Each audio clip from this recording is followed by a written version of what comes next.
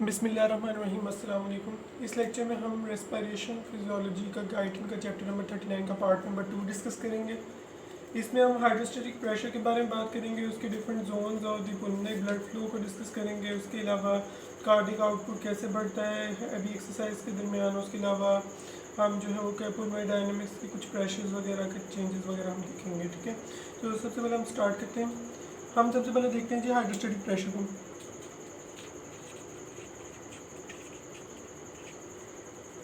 Hydrostatic pressure, इसके बारे में आपको पता होना चाहिए कि एक बंदा एक स्टैंडिंग पोजीशन में आपका जो फुट की तरफ जो आपका ब्लड प्रेशर होता है वो 90 मिलीमीटर ज़्यादा होता है।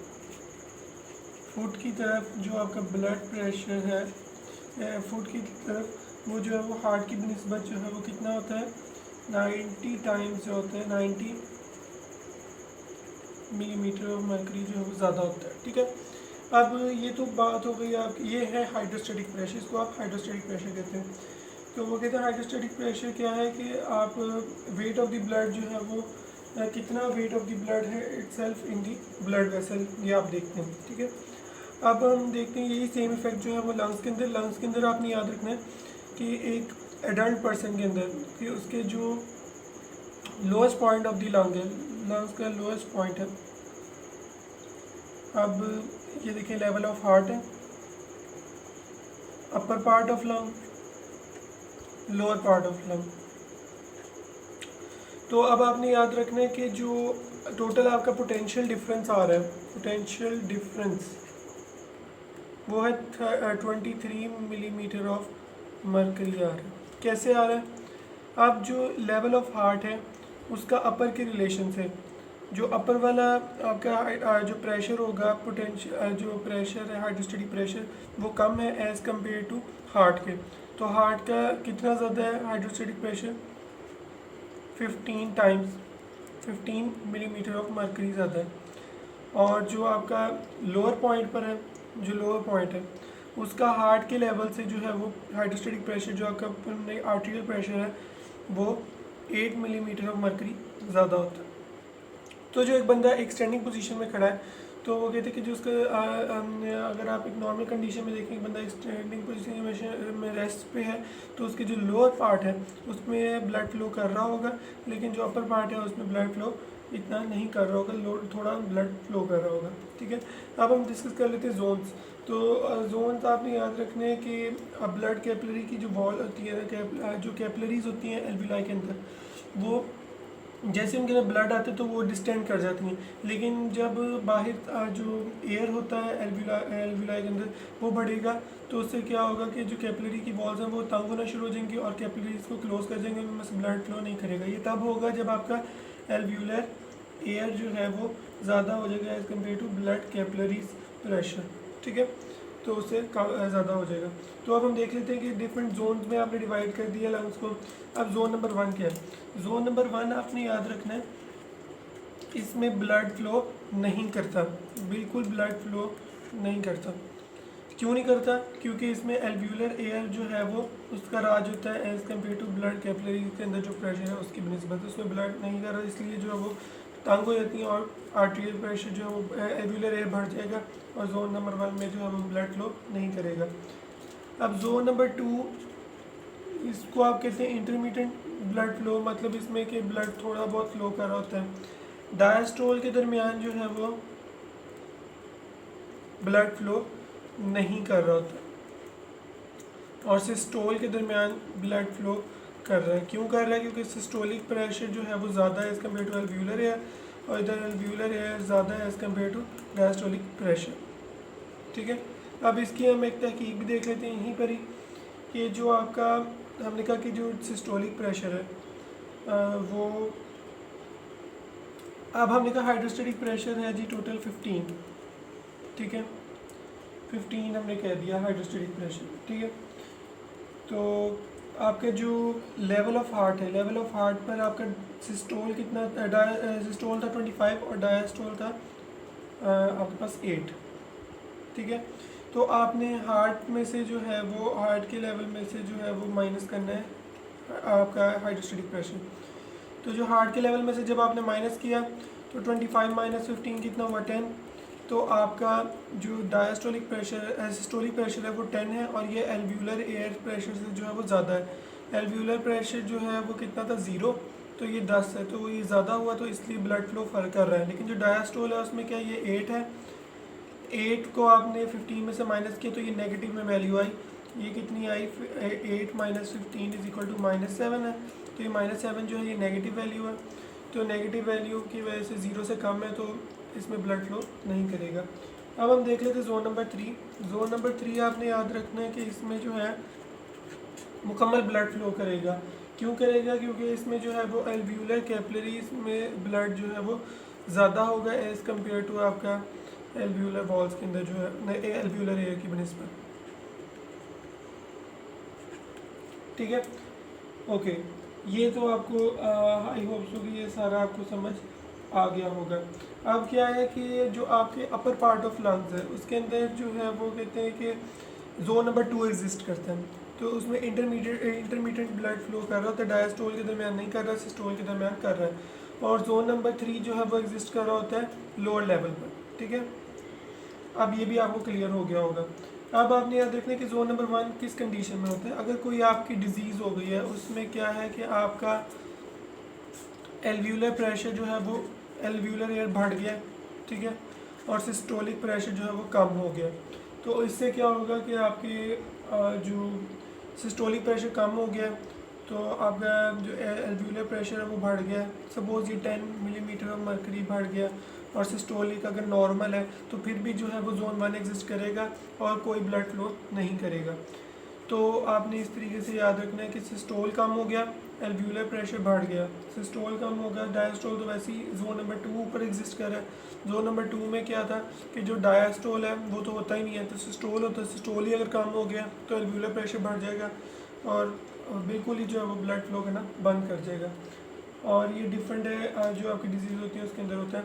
अब इफ़ेक्ट ऑफ एक्सरसाइज का क्या इफ़ेक्ट है कि आपके डिफरेंट पार्ट्स में कि इफ़ेक्ट होगा इस तरह के आपकी जो लंग्स है, जैसे देखें कि जैसी एक्सरसाइज करेंगे आप उससे क्या होगा कि जो आपका अपर पार्ट ऑफ लंग है, अपर पार्ट में उसमें जो है वो ब्लड फ्लो जो है वो उसका प्रेशर जो 800 तक बढ़ जाएगा। जो लोअर पार्ट है उसमें जो है 200 से 300 तक बढ़ जाएगा। इतना ज़्यादा अपर पार्ट में क्यों बढ़ जाएगा? क्योंकि समटाइम्स ऐसे होता है कि जो लोअर पार्ट अपर पार्ट है ना उसके अंदर जोन 2 से वो जोन 3 के अंदर शिफ्ट हो जाता है। तो जोन 2 से जोन 3 में शिफ्ट होगा तो ऑब्वियसली उसमें ब्लड ज़्यादा फ्लो करना शुरू कर देगा। ठीक है, क्योंकि आपका vascular artery pulmonary vascular pressure जो है वो बढ़ गया है। ठीक है, तो ये भी आपका कंप्लीट हो गया। अब हम देख लेते हैं इंक्रीज कार्डिक आउटपुट में आपका हैवी एक्सरसाइज के दरमियान जो है वो कैसे अकोमोडेट करते हैं इतना ज़्यादा वॉल्यूम, ये अब हम डिस्कस कर लेते हैं। ओके, अब हम डिस्कस कर लेते हैं कार्डिक आउटपुट। कार्डिक आउटपुट के बारे में आपने याद रखना है कि जो कार्डिक आउटपुट है कि कभी कोई हैवी एक्सरसाइज हो रही है, हैवी एक्सरसाइज के दरमियान आपका जो कार्डिक आउटपुट है वो बढ़ जाता है। ठीक है, कार्डिक आउटपुट बढ़ गया। अब इसको कैसे अकोमोडेट करना है कि इतना ज़्यादा ब्लड आ रहा है उसको कैसे अकोमोडेट करना है? सबसे पहले तो है कि कैपिलरी ज़्यादा हो जाए, उनका नंबर बढ़ जाए ओपन कैपिलरी से। दूसरे नंबर पर आपने याद रखना है कि कैपिलरीज जो डिस्टेंड कर जाएँ, उनका साइज़ बढ़ जाए। ठीक है, उसके अलावा क्या है कि पुल्मोनरी आर्टरियल प्रेशर जो है पुल्मोनरी एट्रियल आर्टरी का प्रेशर जो है वो बढ़ा दें। ठीक है, पुल्मोनरी आर्टरी का प्रेशर जो है वो बढ़ाते हैं। लेकिन जो पहली दो कंडीशंस हैं अगर ये दो हो जाती हैं तो इससे जो पुल्मोनरी आर्टरी प्रेशर जो है वो इतना राइज नहीं करता है ड्यूरिंग मैक्सिमम एक्सरसाइज के दरमियान। ठीक है, अब वो कहते हैं ये एबिलिटी ऑफ लंग की इतना ज़्यादा वो ब्लड स्टोर कर रहा है विदाउट राइजिंग इन आर्टियल प्रेशर जो है वो आपकी राइट साइड ऑफ हार्ट की एनर्जी जो है उसको कंजर्व रखता है, जिसकी वजह से जो वो पुल्मोनरी कैपिलरी प्रेशर उसमें राइज को उसके अंदर राइज या जो है वो पुल्मोनरी एडीमा को प्रिवेंट करता है। इसमें दोनों काम जो है नहीं होने देने। ठीक है, उसके अलावा आप अपनी याद रखने कि जो लेफ़्ट साइडेड जो हार्ट फेलियर है उसको हम देख लेते हैं कि क्या कि आपने याद रखना कि जो लेफ़्ट आर्टरी प्रेशर है नॉर्मल कंडीशन के अंदर वो कितना है, वो 6 मिलीमीटर ऑफ मर्करी है। ठीक है, तो वो कहते हैं कि जब आप हैवी एक्सरसाइज करते हैं उसके दरमियान इतना उसका इफ़ेक्ट नहीं आता, क्योंकि आपके जो कैपिलरीज वगैरह हैं वो डिस्टेंड कर जाएंगी, इतना उस पर इफेक्ट नहीं आएगा। लेकिन जब लेफ़्ट साइड हार्ट फेलियर हो जाएगी, उससे लेफ़्ट साइड ऑफ हार्ट काम करना बंद कर गई है, तो लेफ़्ट एट्रियल प्रेशर जो है वो पहले राइज़ कर रहा था 6 से फिर 7 पे करेगा, इतना इफेक्ट नहीं आएगा। लेकिन अगर वो 7 से 8 पे करेगा फिर आपको इफेक्ट शो होना शुरू हो जाएगा। और फिर ऐसी कंडीशन आएगी जब 30 मिलीमीटर और मर्करी हो जाएगा, तो उससे क्या होगा कि आपके जब 7 से 8 था तब हार्ट पर राइट हार्ट पर लोड आपका बढ़ना शुरू हो गया, और जब 30 से अबव हो जाएगा तो पुल्मोनरी एडिमा और पुल्मोनरी कैपिलरी प्रेशर में इंक्रीज़ हो जाएगा। इसकी वजह से आपका लेफ्ट साइडेड हार्ट फेलियर हो जाएगा। अब हम देख लेते हैं पुल्मोनरी कैपिलरी डायनामिक्स। आपने इसमें याद रखना पुल्मोनरी कैपिलरी प्रेशर जो पुल्मोनरी कैपिलरीज के अंदर फ्लो कर रहा है, इसको आप डायरेक्टली मेजर नहीं कर सकते, इसको आप आइसोग्राविमेट्रिक मेजरमेंट से आपने इसको मेजर किया और इसकी वैल्यू कितनी आई, 7 मिलीमीटर ऑफ मर्करी आई। ठीक है, क्योंकि आपका जो मीन आर्ट्रियल प्रेशर था, मीन एट्रियल प्रेशर था, वो कितना था, वो आपने याद है 2 मिलीमीटर ऑफ मर्करी था। लेकिन जो पुल्मोनरी आर्ट्रियल प्रेशर है वो कितना है, 15 मिलीमीटर ऑफ मर्करी है। तो इन दोनों के दरमियान ही कोई वैल्यू होनी है पुल्मोनरी कैपिलरी प्रेशर की। ठीक है, तो अब हम देख लेते हैं कि कार्डिक साइकिल के अंदर जो पुल्मोनरी कैपिलरी के अंदर से ब्लड का स्टे करने का टाइम कैसे बढ़ता है। अब जैसे देखें कि कार्डिक आउटपुट आपका बढ़ गया, कोई एक्सरसाइज किया आपने, कार्डिक आउटपुट आपका बढ़ गया, कार्डिक आउटपुट बढ़ गया मतलब कि आपका 0.8 सेकंड में जो आपका कार्डिक आउटपुट ख़त्म हो रहा था, जो ब्लड पास कर रहा था पुल्मोनरी कैपिलरीज के अंदर से, पुल्मोनरी कैपिलरीज के अंदर से वो 0.8 सेकंड ले रहा था नॉर्मल कार्डिक आउटपुट के अंदर। लेकिन अगर आपका कार्डिक आउटपुट बढ़ गया, उससे क्या होगा कि पुल्मोनरी कैपिलरी में से जो पास कर रहा है वो 0.3 सेकंड है, मतलब कि वो जल्दी जल्दी पास कर रहा है, और जो काफ़ी अमाउंट में जो ऑक्सीजन जो आपका होगा ऑक्सीजन जो ब्लड होगा वो ऑक्सीजनेटेड हो जाएगा, और जो कुछ कार्बन डाइऑक्साइड वगैरह जो है उसमें से वो रिमूव हो जाएगी। ठीक है, तो जल्दी जल्दी पास करेगा ब्लड। ठीक है, उसके अलावा अब हम देख लेते हैं कि पुल्मोनरी कैपिलरी एक्सचेंज जो लंग्स के अंदर है और इंटरस्टिशियल फ्लूइड के अंदर, उनके अंदर डिफरेंस क्या होता है, तो अब हम इसको डिस्कस कर लेते हैं। ठीक है, सबसे पहले तो आपको पता होना चाहिए कि जो डायनामिक्स है, मतलब जो लंग्स के अंदर आपका फ्लूइड है और जो आपकी इंटरस्टिशियल फ्लूइड है उसके अंदर जो है वो कहते हैं कि क्वालिटेटिवली कोई फ़र्क नहीं है, लेकिन क्वांटिटेटिवली फ़र्क है। ठीक है, क्वांटिटेटिवली क्या फ़र्क है कि जो पुल्मोनरी कैपिलरी प्रेशर होता है, जो कैपिलरीज की वॉल्स के अंदर होता है, वो बहुत लो होता है।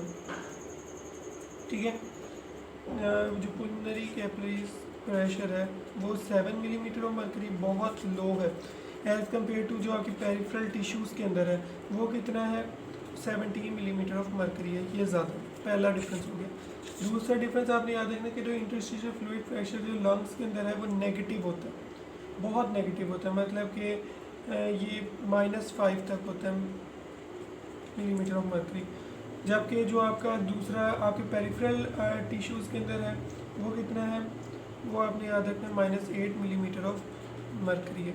ठीक है, ये हो गया दूसरा। तीसरा हम इधर डिस्कस कर लेते हैं। तीसरा आपने याद रखना है कि जो पुल्मोनरी कैपिलरीज हैं उसके अंदर वो लीकी होती हैं कि प्रोटीन मॉलिक्यूल्स को लीक कर दें, तो उसमें से ऑस्मोटिक कोलाइडल प्रेशर जो आपका पुल्मोनरी इंटरस्टिशियल फ्लूइड के अंदर होता है, पुल्मोनरी इंटरस्टिशियल फ्लूइड के अंदर जो ऑस्मोटिक कोलाइडल प्रेशर है, इसको आपने ऐसे याद रखना है कि जो कैपिलरीज में से निकल के इंटरस्टिशियल के अंदर एंटर हो रहा है, ठीक है, उसको डिस्कस कर रहे हैं फ्लूइड को। तो इसकी वैल्यू आपके पास कितनी है, 14 मिलीमीटर ऑफ मर्करी है, 14 मिलीमीटर ऑफ मर्करी। ठीक है, और ये जो है वो हाफ होती है पेरिफेरल टिश्यूज़ के अंदर, पेरिफेरल टिश्यूज़ के अंदर इसकी वैल्यू कम होती है।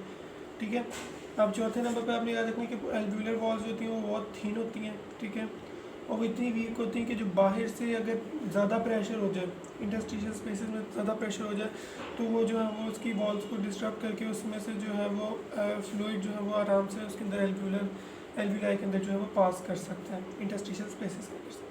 अब ये चारों डिफरेंस भी आगे क्लियर हो गए। होप सो आपको आज का लेक्चर समझ आ गया होगा। बाकी जो हमारे टॉपिक्स रह गए हैं पुल्मोनरी एडीमा वगैरह, उसके अलावा जो बाकी प्रेशर्स वगैरह रह गए हैं, प्लूरल कैविटी के अंदर जो फ्लूइड है उसको प्लूरल रिफ्यूजन, ये सारा जो है सेफ्टी फैक्टर, ये हम अपने नेक्स्ट लेक्चर में देखेंगे। Thank you.